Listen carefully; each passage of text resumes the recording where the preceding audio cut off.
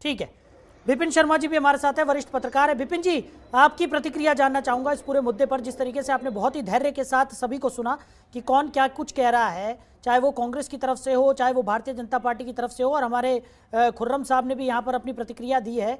आप क्या देख रहे हैं सर, कैसे देख रहे हैं? देखिए साहिल भाई, ये बड़ा गंभीर मुद्दा है, तो मैं यहाँ पर कई पहलुओं को उजागर करूंगा, संक्षेप में बोलूंगा, अपने विचार रखूंगा जी।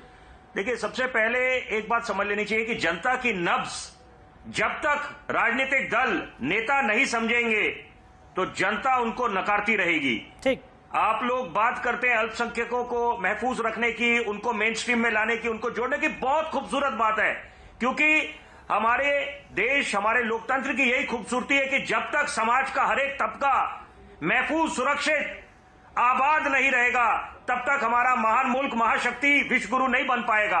लेकिन मैं दूसरा पहलू उजागर करूंगा कि अगर आप बात करते हैं अपने धार्मिक आस्था की, अपनी भावना की, तो वहां पर आप सांप्रदायिक कैसे हो जाते हैं? तो ये बात समझनी चाहिए। मैं खुर्रम साहब के साथ बिल्कुल इत्तेफाक रखूंगा। उन्होंने कुछ जो बातें बोली बिल्कुल बढ़िया बोली कि यहां पर एक की जो कांग्रेस पार्टी की रणनीति में अभाव है, कमी है।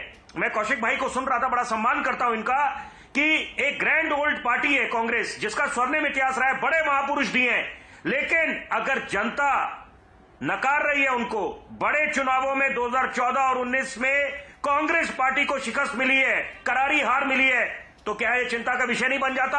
आत्ममंथन करना नहीं चाहिए कांग्रेस पार्टी को कि कैसे जनता के दिलों में दोबारा अपनी वापसी करें, उनके दिलों में जगह बनाए। यहां पर समझना चाहिए कि तुष्टीकरण की राजनीति से काम नहीं चलने वाला। और मैं वही कोट करूंगा प्रधानमंत्री को, जो उन्होंने एक मीडिया कार्यक्रम में बोला था कि कांग्रेस अगर तुष्टीकरण की राजनीति करती है तो हम लोग संतुष्टीकरण की राजनीति करते हैं। वो तो बहरहाल जनता तय करेगी।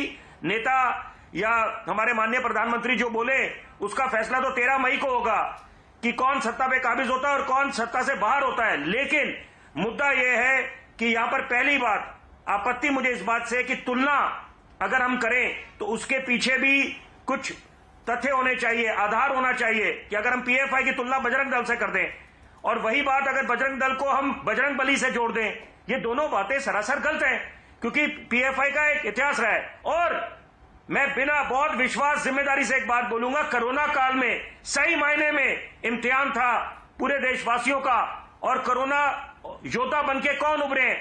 जिन्होंने विपरीत परिस्थितियों में वहां पर ये रात दिन लगे रहे ये सुनिश्चित करने में कि कैसे जो लोग उनके पास राशन पहुंचे और या ऑक्सीजन सिलेंडर पहुंचे, और प्राण वायु को लेकर जब हाहाकार मच गया था, लाशों के अंबार लग गए थे, शमशान घाट, कब्रिस्तानों में लंबी कतारें थी। और मैं यहां पर उदाहरण देना चाहूंगा खास तौर पे उन योद्धाओं को सलाम, नमन, जिन्होंने बिना भेदभाव के वो लगे रहे, ये नहीं देखा किसी का धर्म, जाति, समुदाय।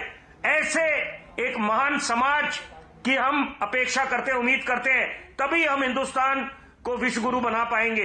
यहां पर मैं उदाहरण देना चाहूंगा, रॉबिन हिबू जो स्पेशल कमिश्नर है दिल्ली पुलिस के, उन्होंने विपरीत परिस्थितियों में काम करा, ग्राउंड जीरो पे लगे रहे। राकेश कुमार सोनकर एक हंगर वॉरियर बन के उभरे, किसी का भेदभाव नहीं देखा, किसी का भेदभाव नहीं करा कि किसकी जाति कौन है, कौन से धर्म से आ रहा है। और जो कार्य उन्होंने ये लंगर लगाया, भंडारा सेवा करी, वो आज तक चल रहा है। 2020 में शुरू करा था, आज तक चल रहा है। और यही, और सर्वदा भला के जो संस्थापक हैं डॉक्टर एसपीएस ओबरॉय, उन्होंने कार्य जो करे, ऐसे लोगों से मिसाल लेनी चाहिए। नेताओं को हम लोग रोल मॉडल समझते हैं।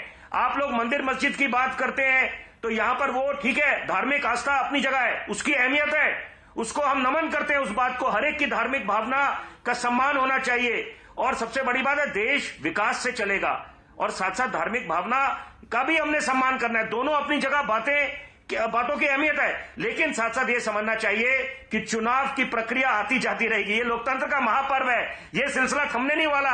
लेकिन जनता के पास क्या संदेश जाता है, और खास तौर पे अंतर्राष्ट्रीय पटल पर ऐसे समय में जब हम G20 की मेजबानी कर रहे हैं, हमारा स्को समिट हुआ गोवा में, उसके बाद हम लोग अगर कुछ अच्छी मिसाल कायम नहीं करते, क्योंकि इस समय विश्व हमारा लोहा मान रहा है। और मैं ये नहीं बोलूंगा कि इसका सरकार को श्रेय जाता है, इसका श्रेय देशवासियों को जाता है। और कोरोना काल में भी जब सदी की सबसे बड़ी महामारी आई, देशवासियों ने तपस्या करी। खासतौर पे बच्चों को सलाम करना चाहिए, जिन्होंने खेल कूद के मैदान से, शिक्षा के मंदिरों से दूर ठीक है सर, ठीक है। घर में लॉकडाउन में रहे और उन्होंने संयम बरता। तो यहां पर हमें अगर देश को आगे ले जाना है तो यहां पर यह भी समझना है कि आपको, क्योंकि अपेक्षाएं 7वें आसमान पर है, एक्सप्रेस वे चाहिए, एम्स चाहिए, नए विश्वविद्यालय चाहिए, शिक्षा का स्तर अव्वल दर्जे का चाहिए, लेकिन साथ साथ हमें यह भी सुनिश्चित करना पड़ेगा कि ऐसे ना हो कि हमारा विभाजन हो जाए। ठीक है सर, दंगे फसाद हम ठीक है। लोगों ने देख लिए, 84 के, 2002 के, 2020 के, अब इन पे रोक लग जानी चाहिए। ठीक यहाँ ठीक पर है। ये